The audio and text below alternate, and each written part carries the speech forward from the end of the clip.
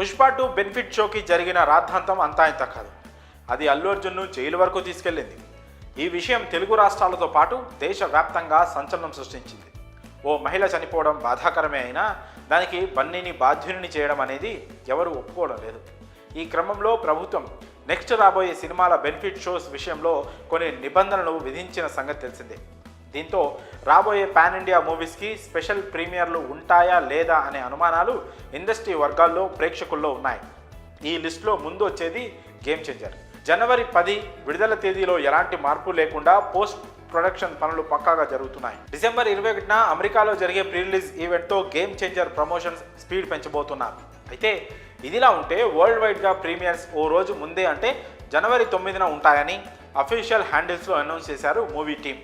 ఇప్పుడు ఇది కాస్త అందరికీ ఆశ్చర్యాన్ని కలిగిస్తోంది. సాధారణంగా యూఎస్ షెడ్యూల్ ప్రకారం అయితే ఏ సినిమాకైనా మనకన్నా డేట్ ఒక రోజు ముందే వస్తుంది. కానీ పోస్టర్లో వరల్డ్ వైడ్ అన్నారు కాబట్టి అన్ని చోట్ల అనే అర్థం వస్తుంది.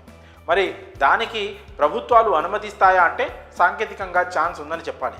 ఎందుకంటే ముందు రోజు రాత్రి వేసే సెకండ్ షోను రెగ్యులర్ షోగా చూపించుకుంటే గవర్నమెంట్ నుంచి అభ్యంతరం ఉండదు. అలా కాకుండా అర్ధరాత్రి షో అయితే పర్మిషన్ తీసుకోవాల్సి ఉంటుంది. ఇక ఇలాంటి పరిస్థితుల్లో దిల్ రాజు ఎలాంటి వ్యూహం అనుసరిస్తారో చూడాలి.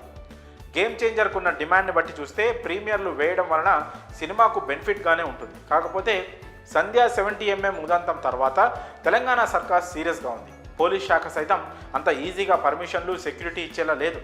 అసలే సంక్రాంతి సీజన్, వరుస సెలవులు, ముందుగా రిలీజ్ అయ్యే అడ్వాంటేజ్ ఇవన్నీ వాడుకోవాలంటే గేమ్ చేంజర్కు ప్రత్యేక వెసులుబాట్లు దక్కాలి.